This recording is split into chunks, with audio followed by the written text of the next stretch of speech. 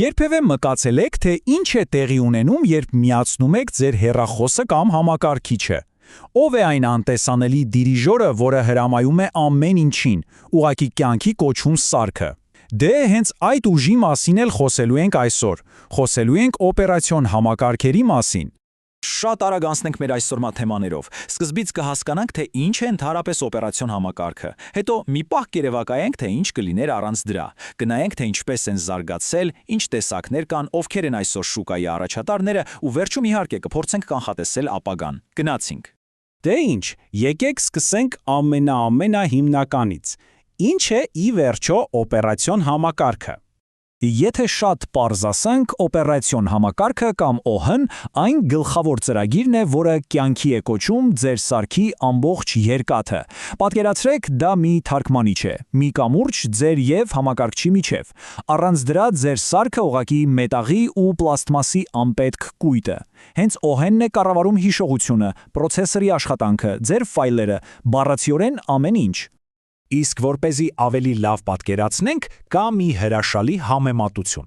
Օպերացիոն համակարգը պատկերացրեք ձեր համակարգչի կառավարությունն է, հենց այդպես։ Այն սահմանում է օրենքները, բաշխում է ռեսուրսները, որոշում է, թե որ ծրագիրը ինչքան հիշողություն պետք է ստանա և, ամենակարևորը, հետևում է, որ բոլորը խաղաղ գոյակցեն ու ամեն ինչ սահուն աշխատի։ Հիմա, որպեսզի մինչև վերջ գնահատենք, թե ինչքան կարևոր բան է ՕՀ-ն, եկեք մի պահ ճամփորդենք դեպի անցյալ, դեպի մի ժամանակ, մի աշխարհ, որտեղ օպերացիոն համակարգեր ուղղակի չկային։ Պատկերացնում եք 40-ական, 50-ական թվականներ, հասկայական սենյակ զբաղեցնող համակարգիչներ, ու դրանք կարող էին անել ընդամենը մեկ բան միաժամանակ։ Յուրաքանչյուր ծրագիր պետք էր ձեռքով բեռնել այս պերֆոքարտերի միջոցով։ Սա ուղղակի աներևակայելի դանդաղ ու անարդյունավետ էր։ Պարզ էր, որ այսպես շարունակվել չէր կարող, մի բան պետք էր փոխել։ Ու այդ փոփոխությունը իհարկե եկավ։ Օպերացիոն համակարգերի ամբողջ պատմությունը ըստ էության հենց նորարարության պատմություն է, մի ճանապարհորդություն, թե ինչպես են մարդիկ քայլ առ քայլ լուծել ավելի ու ավելի բարդ խնդիրներ։ Հենց այս ժամանակացույցը կատարյալ կերպով ցույց է տալիս այդ ամբողջ ճանապարհը։ Տեսեք, ամեն ինչ սկսվեց 50-ականներին, երբ սովորեցին առաջադրանքները խմբավորել։ Հետո 60-ականներին եկավ բազմածրագրավորման դարաշրջանը։ 70-ականներին Unix-ը ամբողջովին փոխեց խաղի կանոնները, բերելով պարզություն ու բազմախնդրություն։ Իսկ 80-ականները, 80-ականները մեզ պարգևեցին այն, ինչին մենք սովորենք այսօր՝ գրաֆիկական ինտերֆեյսը, այսինքն պատուհանները, սրբապատկերները, մկնիկը։ 90-ականներին ծնվեց Linux-ն ու բաց կոդի գաղափարը։ Իսկ 2000-ականներից սկսած դե գիտեք, օպերացիոն համակարգերը տեղավորվեցին մեր գրպաններում, iOS-ի ու Android-ի տեսքով։ Այսպիսով, փաթեթային մշակումը առաջին մեծ թռիչքն էր։ Գաղափարը շատ պարզ էր։ Ձեռքով մեկ-մեկ ծրագիր բեռնելու փոխարեն օպերատորը նմանատիպ առաջադրանքները խմբավորում էր, սարքում էր փաթեթներ ու տալիս համակարգչին միանգամից մշակելու։ Սա իհարկե զգալիորեն խնայում էր ժամանակը։ Հաջորդ քայլը բազմաձրագրավորումն էր, ու սա արդեն իսկական հեղափոխություն էր։ Իմաստը սա էր.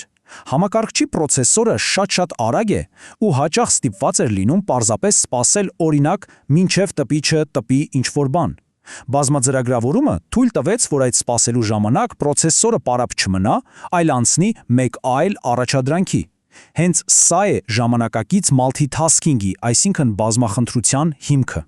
Իսկ հիմա այն ինչը բառացիորեն փոխեց ամեն ինչ՝ գրաֆիկական միջերեսը կամ GUI-ը։ Մինչև սա համակարգչի հետ շփվելու համար պետք էր հիշել ու գրել բարդ տեքստային հրամաններ։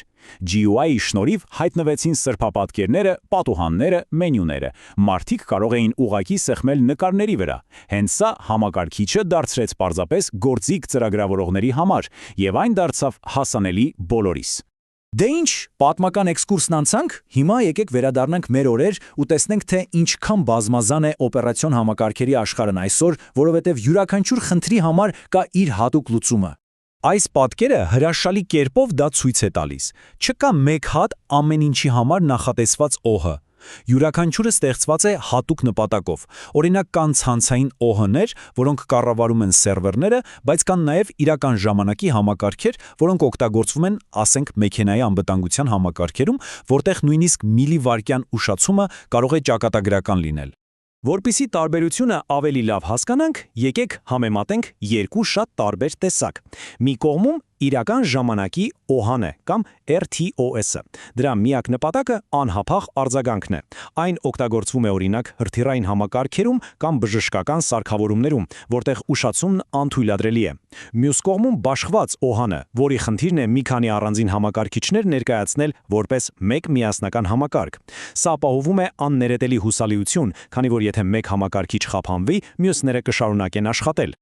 Լավ, այսքան տեսակների մասին խոսեցինք, բայց եկեք հանկարծ լինենք։ Մեզանից շատերն առնչվում են ընդամենը մի քանիսի հետ։ Ուրեմն որոնք են այն տիտանները, որոնք այսօր կառավարում են աշխարհը։ Հատկապես բջջային աշխարհում պատկերը ուղղակի ապշեցնող է։ Նայեք այս թվերին. Android-ը 87.5%։ Սա ուղղակի անհավանական թիվ է։ Սա նշանակում է, որ աշխարհում գրեթե 10-ի սմարթֆոնից 9-ը աշխատում է հենց Android-ով։ Apple-ի iOS-ը իր հերթին զբաղեցնում է ամուր երկրորդ տեղը 12.5%-ով, իսկ մնացած բոլորը միասին վերցրած 1% էլ չեն կազմում։ Եվ այսպես ամփոփելով կարելի է առանձնացնել մեծ հինգյակը, այս անունները վստահ եմ բոլորիդ են ծանոթ. Microsoft Windows, դեսքթոփ համակարգիչների անվիճելի արքան, Apple macOS, ստեղծագործ մարդկանց ու դիզայնի սիրահարների ընտրությունը, Linux, համացանցի անտեսանելի հերոսը, որն աշխատեցնում է սերվերների մեծ մասը, ու իհարկե բջջային աշխարհի երկու հսկաները՝ Google Android-ը եւ Apple iOS-ը։ Լավ, անցյալն ու ներկան քննարկեցինք, բայց ինչ է սպասվում ՕՀ-ներին ապագայում։ Ուր է գնում այս ամենը։ Ապագան թվում է թե մեկ ուղղություն ունի՝ արհեստական բանականություն։ Եվ սա այլևս ֆանտաստիկա չէ։ Սա արդեն տեղի է ունենում։ Երբ դուք Siri-ին խնդրում եք զանգահարել մեկին կամ Google Assistant-ին հարցնում եք եղանակի մասին, դուք իրականում շփվում եք ՕՀ-ի մեջ արդեն իսկ ինտեգրված արհեստական բանականության հետ։ Եվ սա իհարկե մեզ բերում է մի շատ հետաքրքիր, գուցե նույնիսկ փիլիսոփայական հարցի. իսկ ինչ կլինի, երբ արհեստական բանականությունն այնքան խելացի դառնա, որ օպերացիոն համակարգը կանխատեսի մեր յուրաքանչյուր քայլը, մեր յուրաքանչյուր ցանկությունը։ Արդյոք այն մի օր կդառնա լիովին անտեսանելի, դառնալով մեր թվային կյանքի անխափան ու աննկատ դիրիժորը։ Սա մի հարց է, որի պատասխանը դեռևս ապագայում է։